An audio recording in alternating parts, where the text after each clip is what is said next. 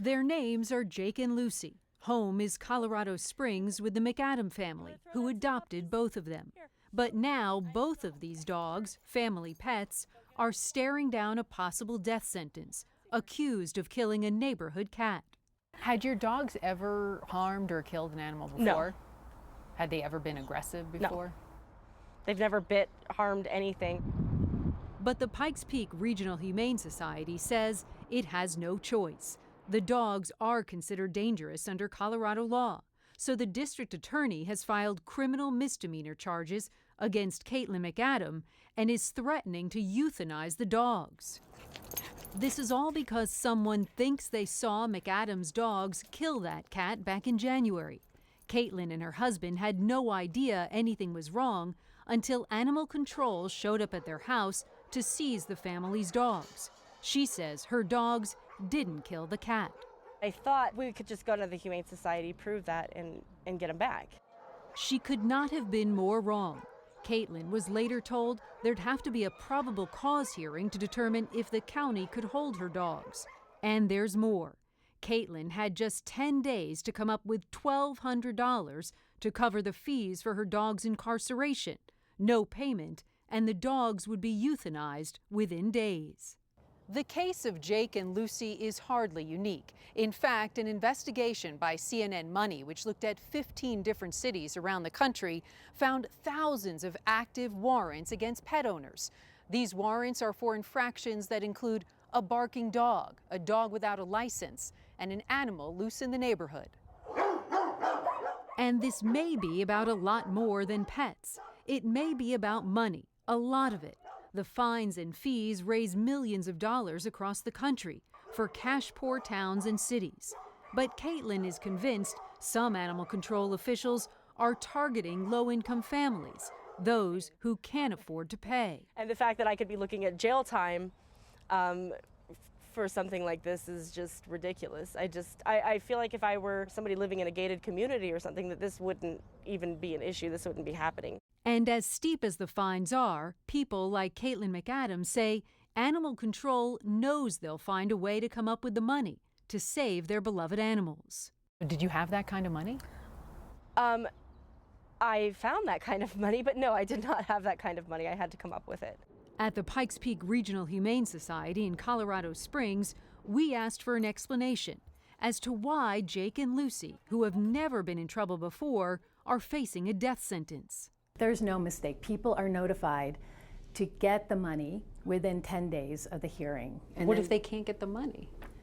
There's always ways for people to be able to come up with the money to do this. Always? That's not exactly the case. In Stockton, California, this Siberian Husky mix was seized by animal control in 2013 after he'd escaped from a backyard. His owner, Geraldine Turquette, couldn't afford to pay the fine to get him out. It was about $180. I was crying. My husband was crying. I begged him. Please, can we do anything?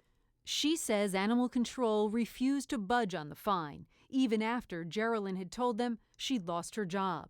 In the end, her family dog, Chunk, just 4 years old, was euthanized over less than $200. It was like killing one of my kids. It really was. I mean, we were devastated. The animal services manager for the city, who was hired after Geraldine's dog was put to death, told us it was a terrible mistake. It appears that it was more about getting the $171 or the $183 that was being asked instead of getting the animal returned to the owner, which now that is what would occur. Come on, Lucy. Back in Colorado, after nearly 3 months locked up, the dogs, Lucy and Jake, got a reprieve. Who's that? They are home, temporarily, only because the judge ruled they wouldn't be a danger to the community if they were under strict supervision. Now they have to wear muzzles when walking outside. They can't be walked together, and if outside off-leash, they have to stay in the yard where there's a 6-foot fence. Meanwhile, Caitlin's attorney says the DA is trying to cut a deal. The DA's offer is plead guilty and we will kill your dogs, and that's your offer. So she can avoid jail time if she agrees to have her dogs be put down? Yes. Otherwise, she risks going to jail? It's up to 6 months, yes.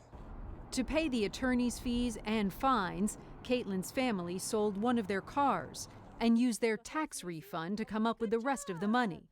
In all, she says she spent about $9,000 so far to save her dogs. Is it worth it? I mean, yeah, I can't let them just come into my house and kill my dogs.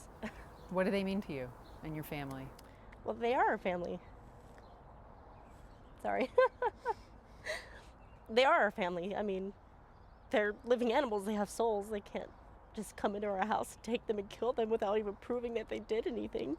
Citing an ongoing investigation, the district attorney's office wouldn't comment. I mean, Randy, there's no evidence. I mean, somebody says they think they saw the dog kill the cat. I mean, apparently there's no actual evidence of this. And for the Humane Society lady to say everybody can just come up with this kind of money is just not true. Right, I mean, it's obviously just they not true. can't. We cited that one example, but there are many, many others. Where does the case of these two dogs stand now? Caitlin and her two dogs, Lucy and Jake, go back to court this week to finalize a settlement, which, Anderson, curiously enough, the DA put this new settlement on the table once they got wind that we were out there interviewing Caitlin and her family and her attorney. So the new deal doesn't mean any jail time or the dogs being killed. Everybody will be fine, luckily. The new deal is that Caitlin will have to, which she plans to agree to, she will plead guilty to one count of a dog at large and pay a $45 fine. But here's the kicker. $45 doesn't sound like a lot of money. She's now paid more than $11,000. Right, they sold a car. They sold a car, their IRS tax refund, $11,000 in fees and fines to keep their dogs alive. And as you said, the county has zero proof that her dogs did anything wrong. She won't see a penny back.